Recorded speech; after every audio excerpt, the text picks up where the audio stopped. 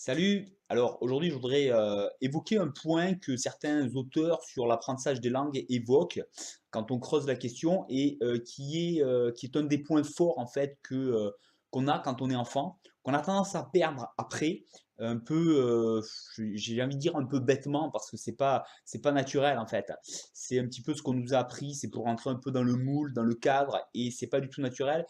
Et pourtant, c'est un point fort qui fait qu'on est beaucoup plus performant enfant, notamment quand on apprend les langues. Et c'est non pas parce qu'on est enfant, mais tout simplement, entre autres, parce que on est complètement connecté à ce qu'on ressent. Et ça peut paraître un peu comme ça, détaché de l'apprentissage des langues, mais en fait, voilà, qu'est-ce que ça permet en fait? Ça permet quand on est enfant, quand on est attaché à ce qu'on ressent.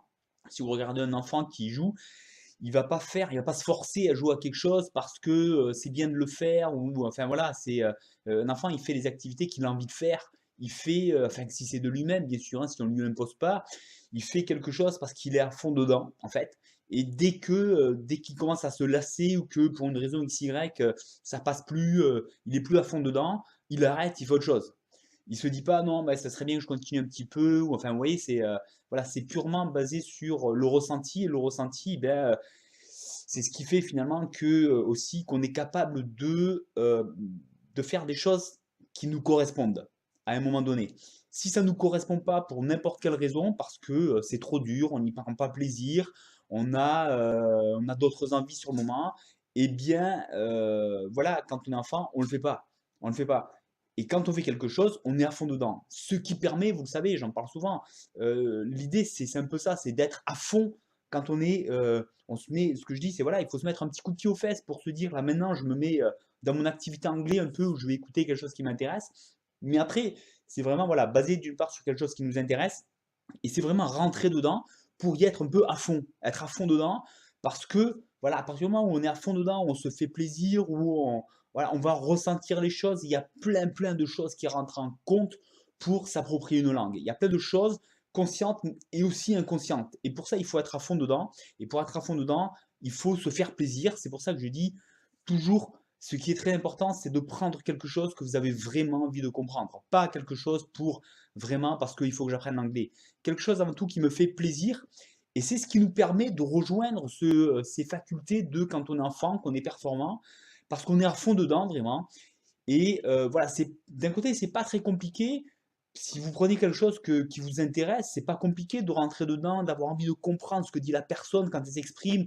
Pourquoi, tiens, elle a utilisé cette tournure, ça m'intéresse de la comprendre parce que je veux vraiment être dans la discussion. Par exemple, si c'est une discussion, c'est souvent ça un peu les podcasts. Quand on écoute des podcasts ou des vidéos, c'est quelqu'un qui s'adresse à nous hein, au travers d'un enregistrement. Donc, on a envie vraiment de rentrer un peu dans la communication et donc ça va vraiment nous intéresser là quelle tournure il a utilisé pour exprimer telle chose. Et voilà, et là, on est vraiment à fond dedans. Et là, on s'approprie un peu toutes les subtilités qui sont bien au-delà de simplement, comme je dis, mettre une traduction française à côté d'un enregistrement d'un texte anglais.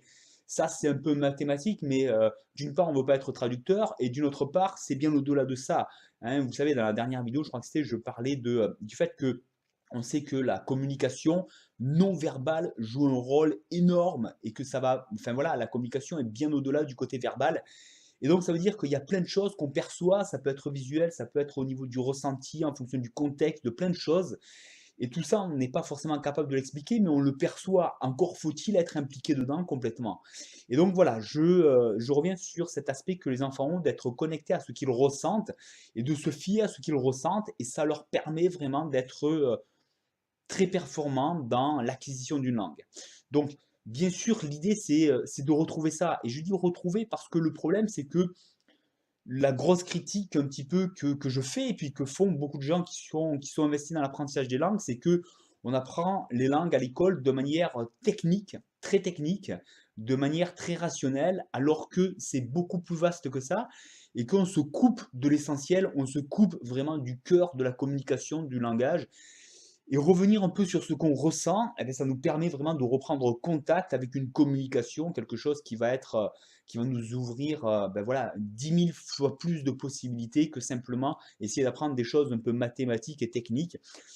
Alors que encore une fois, quand je parle, voilà, quand je me parle de la grammaire c'est, hein, tout ça, ça se rejoint après, hein, tout un petit peu ce que je dis à travers ces vidéos. C'est-à-dire que quand on apprend la grammaire, c'est quelque chose un peu de mathématique aussi, mais c'est pas avec ça qu'on va parler. Ça, c'est la grammaire, c'est on explique comment on parle. Mais on le sait très bien, quand on a été enfant, on n'a pas appris la grammaire pour apprendre à parler français. On a appris à parler français, on savait très bien parler français, et après on est rentré dans la grammaire pour expliquer le comment, pourquoi, du coup, du pourquoi, pour savoir un peu mieux comment on va l'écrire, mais c'est pas la grammaire qui nous a appris à parler français. Et de la même manière, eh bien, c'est un peu comme ça qu'il faut se réapproprier la communication, rentrer dans la communication, aller chercher des choses, voilà, qu'on va ressentir parce que la communication en elle-même, ce qui est transmis dans la communication qu'on va écouter en anglais, eh bien, elle nous renvoie tout un tas de choses qui nous plaisent, qui nous captivent, voilà. Et c'est à travers ça qu'on va comprendre la communication, qu'on va pouvoir entrer dans les détails et que ça va vraiment donner du sens. Donc voilà, moi je vous invite à revoir un peu l'apprentissage de l'anglais à travers cet éclairage un petit peu, qui finalement est logique quand on y pense, c'est logique, mais c'est vrai qu'on a perdu cette habitude et donc du coup cette capacité un peu. C'est très facile de le retrouver parce que c'est naturel, c'est notre nature. Vous savez, si on est enthousiasmé pour quelque chose, on n'a pas besoin de nous expliquer comment faire pour être à fond dedans. On le fait naturellement, on a envie, c'est tout. Donc retrouvez juste des choses qui vous plaisent vraiment. Lancez-vous dans l'anglais à travers cette optique. Le petit coup de pied aux fesses pour le côté rationnel, c'est pour se dire là maintenant, je me prends un quart d'heure aujourd'hui là, ou maintenant c'est juste l'anglais qui m'intéresse. On verra le reste après, je fais une parenthèse, je fais mon anglais, et on verra le reste après, je reviendrai dans le reste de cours de ma journée après. Mais là, parenthèse, anglais. C'est tout, le côté rationnel, il doit jouer un rôle que là-dedans. Après, on se fait plaisir et on rentre à fond dedans. Et une fois que vous avez fait ça, après, j'ai envie de dire, tout le reste, tous les conseils, c'est des choses que vous allez retrouver par vous-même parce que c'est juste naturel une fois qu'on se fait plaisir, qu'on rentre dedans. Donc voilà, faites-vous plaisir encore une fois, allez chercher des choses qui vous intéressent, il y en a plein sur Internet. Et à partir de là, vous allez voir que tout se met en place assez facilement. Suivez quelques conseils que je vous donne.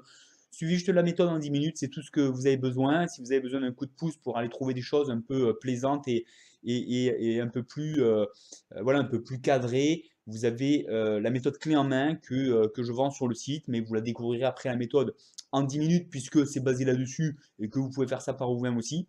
Dans tous les cas, voilà, vous avez tous les moyens que vous voulez pour faire ça, en vous faisant plaisir, en redécouvrant vos capacités naturelles finalement.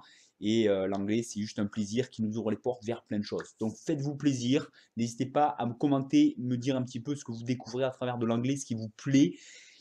Et voilà, pour étendre un petit peu ce côté plaisant et enthousiasmant. Allez, on se retrouve très bientôt. Un petit pouce en l'air si ça vous a plu. Je compte sur vous. Inscrivez-vous à la chaîne si ce n'est pas encore fait, bien sûr. Et je vous dis à très bientôt. Bye bye.